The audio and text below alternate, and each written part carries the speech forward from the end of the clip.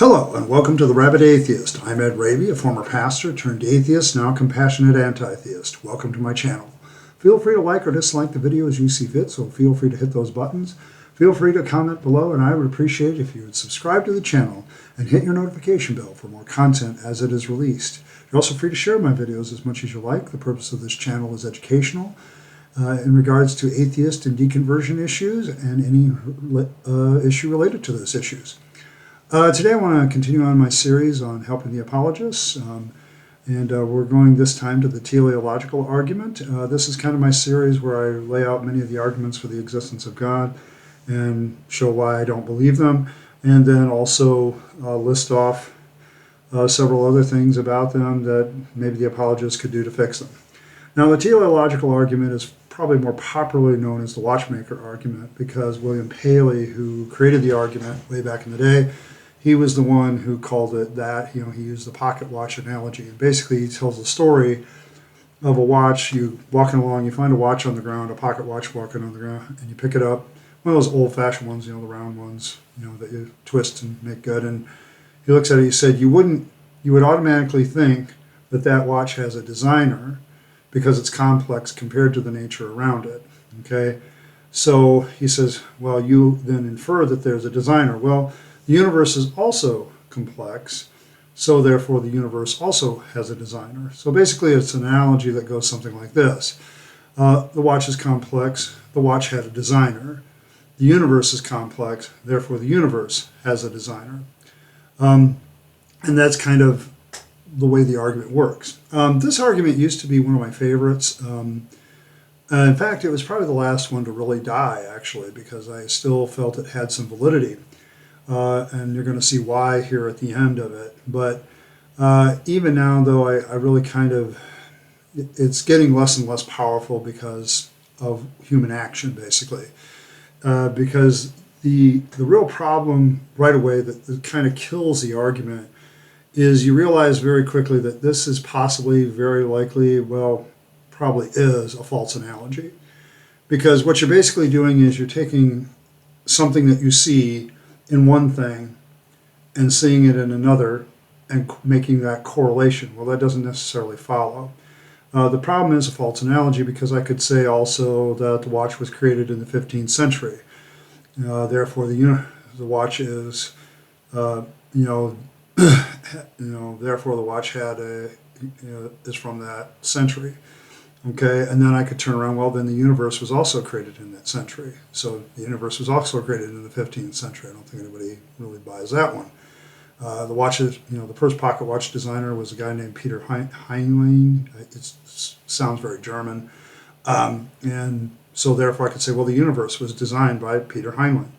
Okay, if you can take anything and put it in watch is blank, okay, and then say, therefore universe is blank, okay? And that's the problem with using analogies as arguments. And so it kind of breaks down right there, and it really doesn't have any force. The idea, I think, still survives, but there's other problems, like the assumption that the cause of this watch is complexity, so therefore it must have a designer. There's an assumption that complexity requires a designer without actually being proven.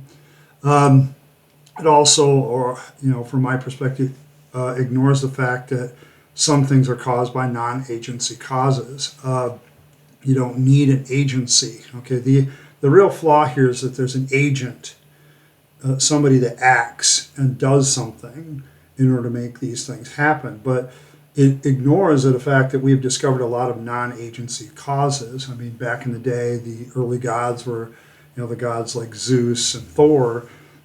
Somebody made their thunderbolts, and then they would come out and throw those thunderbolts, and that was the cause of thunder and lightning. There was this agency cause for all these natural phenomena. Well, over time, we've learned things about weather, we've learned things about other things, and now we know that no agency is required in some of those natural causes, including up to the point where we now know that the universe could have come out of a cosmology that's purely natural, does not require a God. Evolution by natural selection can create a great variety and diversity of life without any designer or God. It's just creatures conforming to population pressures and various natural phenomena, and so they evolve and adapt, okay, and things are just like that, and you can get a diversity of life without necessarily having a single agency involved in it. The other thing about that, we already know then the biggest problem with the Watchmaker analogy, we already know the watch is designed. We've already seen it before. We know that. So when we find a pocket watch in the field, we already know that it's designed, okay? And so we can assume that because we've seen other watches designed, or we've had experience with other things, and this goes with anything that's complex, I can do that, like with my pendant here. Okay, I've already know that this was made by a human being somewhere. Okay, that somebody designed it, somebody wrote it out, because it's a human-made object. And that kind of, it really has that problem, because then the argument itself has one other problem, which in my opinion is kind of damning. Because if we're going to assume that the watch was designed, so therefore the universe is designed by a designer, well then who designed the designer? Okay, so you fall into an infinite regression kind of fallacy kind of situation where that God created that God, and on and on and on and on. And if everything has to have designer, complexity requires a designer, then everything complex then has to have a designer, including the designer. So it kind of falls that way, or you have to stop it at some point. Well, this thing, this God, whatever, doesn't have a designer. They've just existed.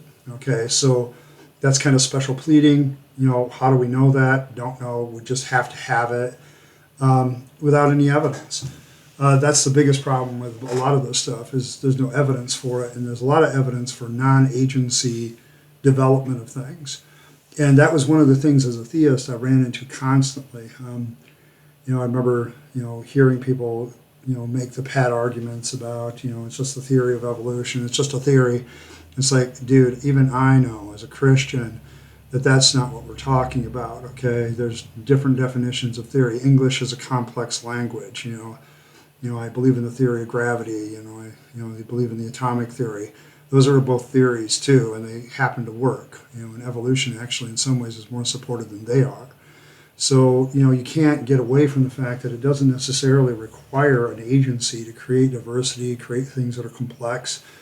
It just, there's a lot of other issues, in truth, then, it might actually, and this is where I almost became a polytheist, and I almost became a pagan, because the teleological argument actually lends itself better to multiple designers. Okay, for instance, I could take the argument and move it in this direction. Okay, well, I see a pocket watch, and I see my necklace, that I lost laying there. Well, do I think that the person who designed the pocket watch and who designed my necklace are the same person? No, they might have two different designers. And then it might be easily to go out and say, well, this thing has a certain kind of design, this thing has a certain kind of design. So maybe there's a designer for the sun, and maybe there's a designer for the moon, and there's a designer for the earth, and there's a designer for the water.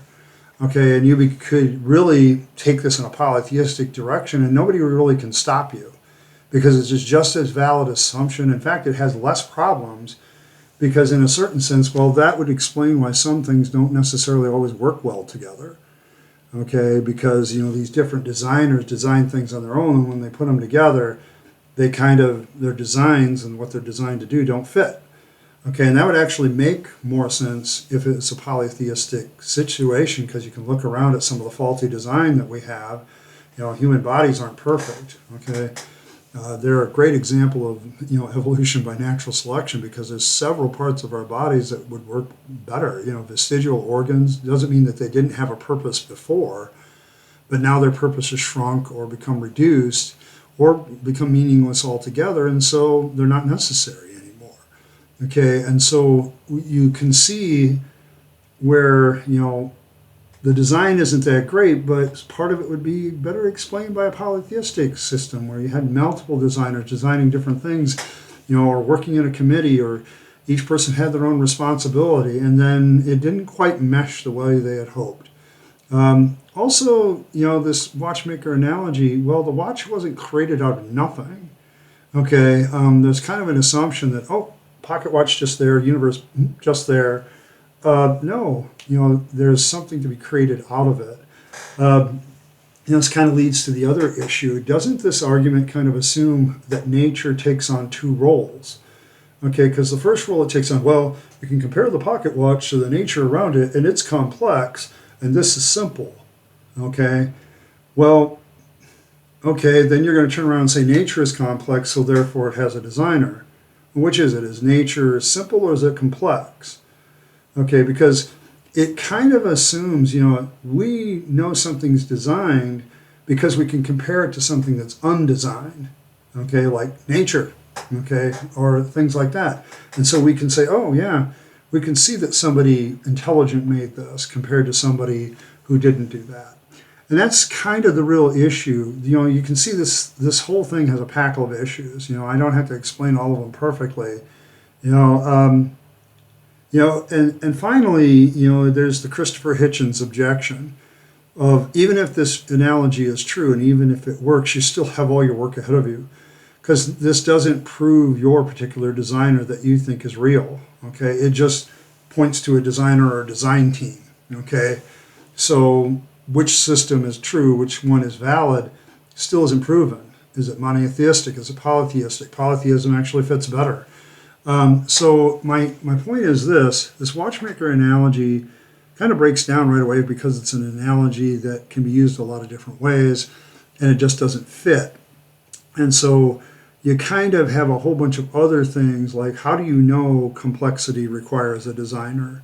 You don't know that. In fact, I would say, given my own experience talking to a couple of engineers like to keep things simple because the more complex something is, the more it has a chance to break down. That's why the human body has so many ways to fail. If you were going to design, a good body for this, meat computer that we have inside this meat sack, you would probably not do it the way we do it. Okay, you would try to find something more efficient, something that doesn't have as many moving parts or many things to break down. But the fact that we are complex actually kind of proves that we are a product of, mutations and natural selection and that sort of thing. So, sorry.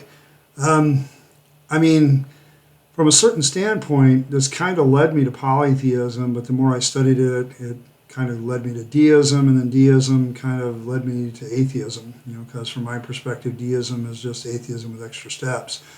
When you suddenly realize as a deist, all you're really doing is creating a rationalized religion in order to keep religion, in order to keep God in the picture, then you realize it's just a religion light, in my opinion, and I became an atheist after that. And the design argument here, the teleological argument, the watchmaker argument, didn't really, at that point, help. Because I could now say, well, I don't have to assume design. It was actually going through Aaron Ra's systematic classification of life when I was a deist. I don't know. I think he hadn't really completed that at that point, but I was going through that, and that really solidified it at some point that, oh, this doesn't really require a designer to work. It just population pressures and response to outside stimuli can change life. No designer required. And that's kind of where it really ended for me, where the deism, this design argument really ended to me. But how would you fix it? Well, I think you'd have to find a way to talk about design and complexity and intelligent design in a way that doesn't use an analogy. That you would have to rework the argument in such a way that it shows design without using an analogy. Give the qualities of what it means for something to be designed and how only intelligence can do that. But I'm not sure how you would do that. You'd have to get rid of the idea of there has to be some things would absolutely require agency to exist. Okay, in the natural world. You'd have to show that, I think, would help. I think also once you've established maybe the argument is tenable, as Christopher Hitchens says, you still have your whole work ahead of you. You haven't proven your particular God or your particular deity. So that kind of leaves you kind of hanging there. Like I said, this is one of my favorites. I kind of enjoyed it. It was a lot of fun. It actually, this one kind of makes you think a little bit, but there are so many fallacies and flaws with this one. It really has zero value in proving that there's a God. It might, very heavy air quotes, might indicate that there's some sort of designer to the universe, but the nature of that designer, whether there's multiple designers, one designer, doesn't, there is no agency required for a lot of things anymore. And that's what really, the more we live as human beings, the less and less, we need agency, and the more we discover that things are really natural forces. So that's kind of where I am with it. It's why it's no longer convincing to me. There's just too many problems, too many things to go with it. It's more likely that it's not true than it is. So, yeah, I'm going to say the apologists have a lot of work to do in proving their brand of Christianity, proving that complexity requires a designer, not necessarily so. What do you mean by complex? I mean, that's one of the big things overhanging this whole argument, is complexity and simplicity are very relative things, because the pocket watch that, Mr. Peter Heinlein, probably Henlin, design is probably child's play compared to pocket watches that are designed today. And digital watches and electronic watches are far more complex than what he had. So his watch would now be considered simple. Now, is it simple? Does that imply it's no longer design? No. Design doesn't imply complexity. Complexity doesn't require design. It's kind of, you have to prove that point. And then, of course, all the work is still ahead of you of proving your particular brand of Christianity, Islam, whatever is true. And this argument doesn't really help you. It doesn't help you at all. I think that's it for today. I want to thank you all for stopping by. I appreciate this series. Next week I'm going to wrap up this series with a final video on why arguments for the existence of God, no matter what they are, aren't really convincing.